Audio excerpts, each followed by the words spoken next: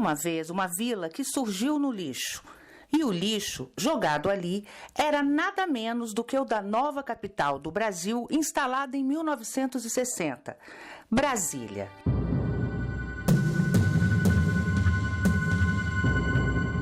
Aos poucos, os primeiros moradores foram se acomodando no local. E logo, outras pessoas em busca de sustento iam chegando. A minha história começou assim, eu vim para Brasília, vim morar com a minha tia.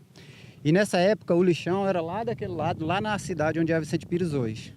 Então eu comecei lá em 84 e desde então eu estou até hoje. Saí assim alguns dias, uns meses, mas a base mesmo é sempre aqui. O lixão pra gente é um pai. Porque lá fora o desemprego é total, né? Então a gente acaba tendo que recorrer a isso daqui para se manter, para se sustentar. Então pra gente isso aqui é um pai. E se fechar vai fazer muita falta. Décadas foram se passando. A história do Brasil refletia no lugar e muitas lutas foram travadas pelos moradores para não saírem dali. Eles têm um histórico de violência do Estado. O Estado, quando chega lá, chega com violência, chega com um batalhão de choque. Homens, mulheres, idosos e crianças buscam sobreviver e encontrar, quem sabe, algum objeto valioso. E a cada dia, mais famílias procuram ali o seu sustento.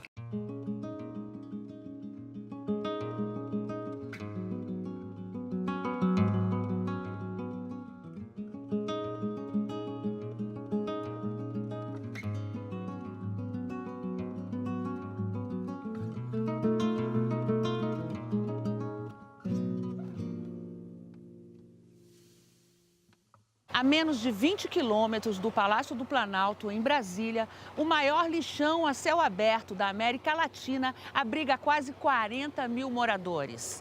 A ocupação começou em 1960, quando a capital foi instalada. De lá para cá, entre projetos de melhoria e a migração para outro local, a região administrativa foi criada em 2004 e a vila só cresceu, mas é a menor renda domiciliar do DF. 210 crianças já foram identificadas como trabalhadoras aqui, mas a gente sabe que tem muito mais. Eu acordo, lanche e venho trabalhar. Foi como todos os outros dias, eu fui trabalhar, normal.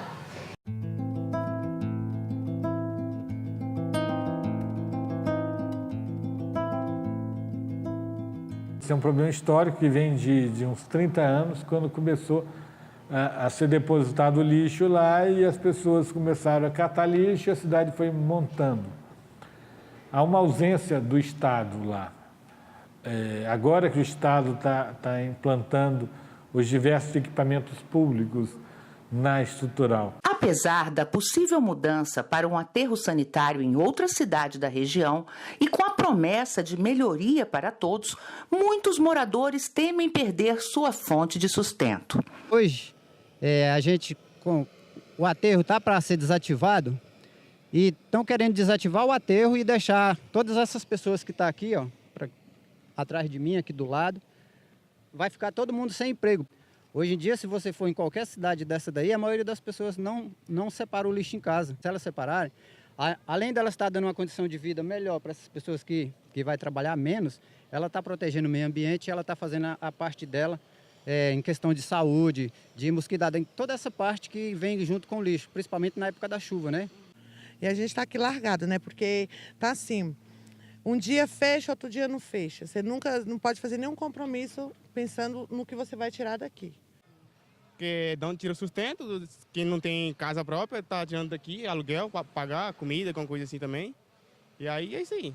Uma ação trabalhista movida pelo Ministério Público do Trabalho alerta e busca erradicar dali o trabalho infantil. O trabalho infantil em si, ele existe por omissão do poder público. Então o que existe é uma negação, né, uma não assunção de responsabilidades, como se aquilo fosse um fenômeno da natureza, como se fosse a chuva. Né? Nós fechamos lá a porteira, e eles são assim, mas se não tiver realmente uma posição de cúpula, eu digo esse de governo mesmo, é difícil solucionar essa situação. Tem soluções, né? Faz um intercâmbio com o Conselho Tutelar, com o pessoal da infância e da juventude, né? Observando 100% o ECA, o Estatuto da Criança e Adolescente, não vai entrar uma criança ou adolescente lá. né? Porque o sistema tem como retirar aquelas crianças e adolescentes e as inserir em sistema de proteção. Escolhida a dedo para ocupar a presidência da empresa de limpeza urbana de Brasília, Kátia Campos tem um histórico de projetos com crianças em situação de risco na Unicef e tem como meta resolver o problema com a mudança para o aterro. Essa foi a missão que nos foi dada aqui nesses 4 anos de SLU. É de tirar a criança do trabalho infantil, incorporar os catadores como prestadores de serviço público com condições dignas e inaugurar um aterro sanitário para receber os rejeitos dos processos. Depois que você faz a coleta seletiva do material seco, tira o orgânico para fazer a compostagem. Brasília é a capital do Brasil que mais composta. Nós compostamos 122 toneladas por dia. O rejeito, o que sobra, a gente aterrar no aterro sanitário que começa a operar ainda este ano. Nos envergonha a todos, não só como dirigente público, mas como população do Distrito Federal, né? Como é que a população também deixa chegar um negócio desse? Como é que os funcionários deixam? Cada um de nós, como cidadão, como ONG, como políticos federais, como políticos distritais, nós todos temos responsabilidade para ter chegado onde chegou. Pessoas como Galeno conhecem bem a situação das crianças do lixo. Sem uma política específica e sem um recurso para esse grupo, fica muito difícil o trabalho. Nós tivemos, em outros momentos, grupos de coletivos de jovens onde tinha uma desistência muito grande, perto do valor da bolsa que era repassada.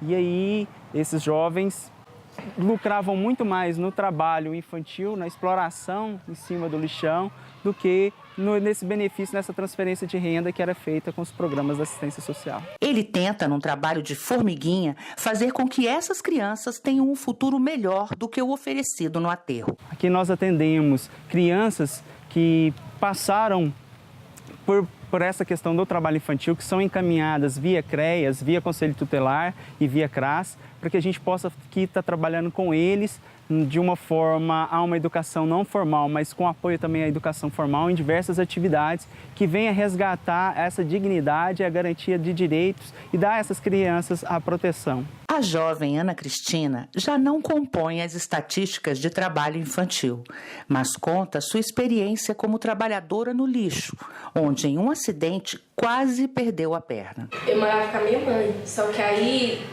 no ano seguinte, foi esse ano, que até ano passado ele trabalhei até o final do ano. Quando eu estava lá catando, ele estava lá trabalhando, a agulha entrou, só que eu não sabia que era agulha.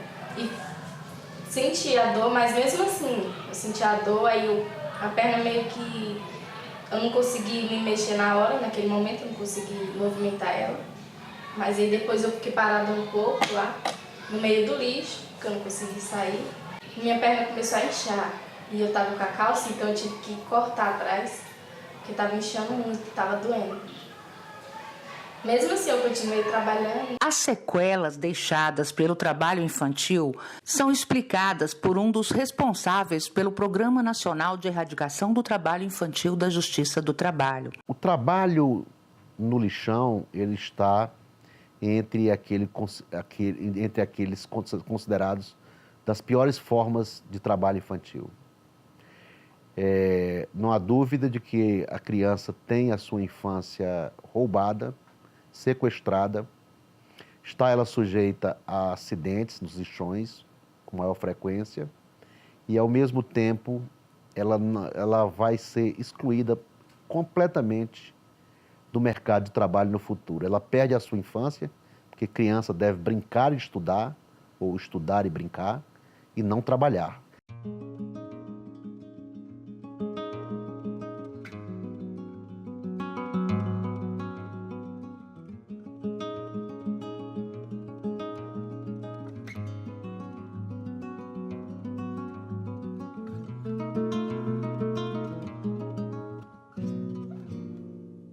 Atualmente, a responsável pela ação trabalhista pelo Ministério Público fala das expectativas em relação à retirada das crianças do lixão. Era dever do Ministério Público do Trabalho buscar uma solução mais eficaz e mais breve para a situação, o que dependia e hoje depende de uma solução final do Judiciário.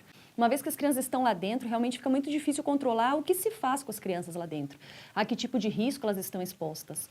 Então, impedir a entrada das crianças no lixão estrutural é uma das primeiras atitudes solicitadas já em liminares, solicitadas depois em definitivo. A situação é mais complexa, explica o juiz que se infiltrou na comunidade para conhecer o problema.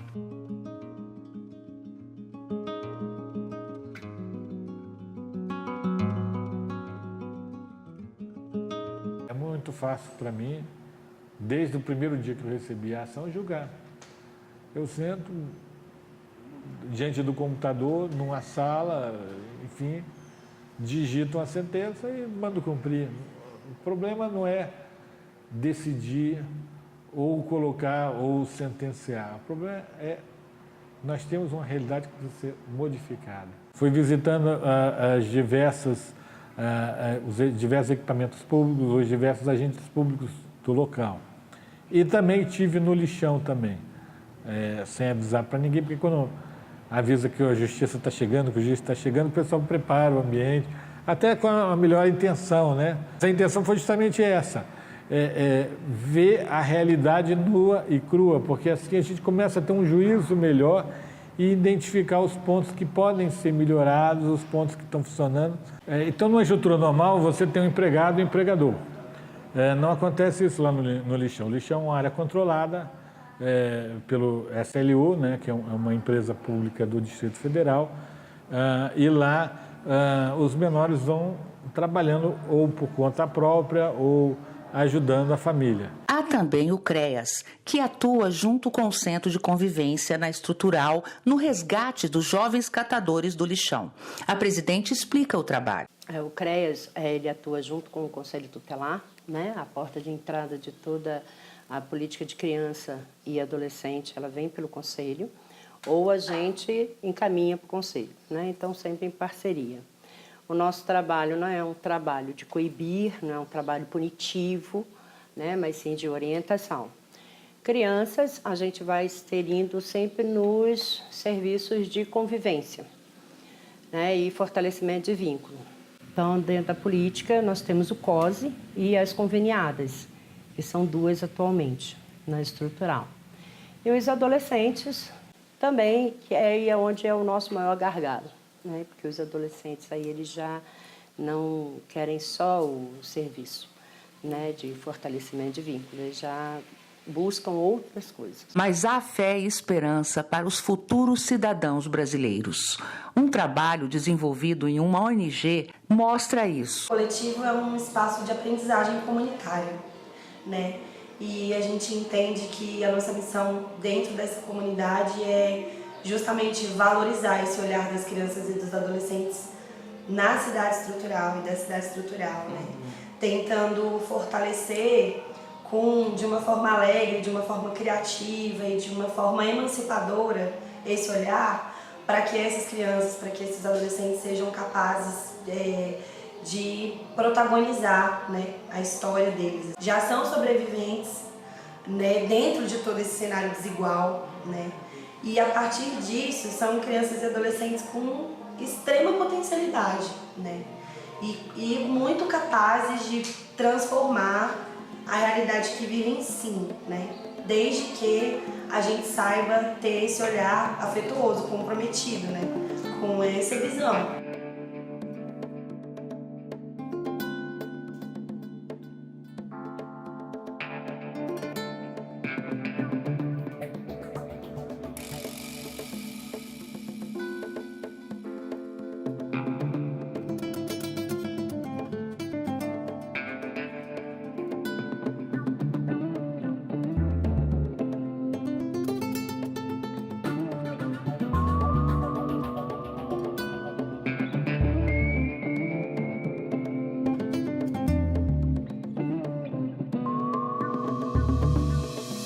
Não desejamos para os nossos filhos o trabalho no lixão, o trabalho nas carvoarias, o trabalho doméstico.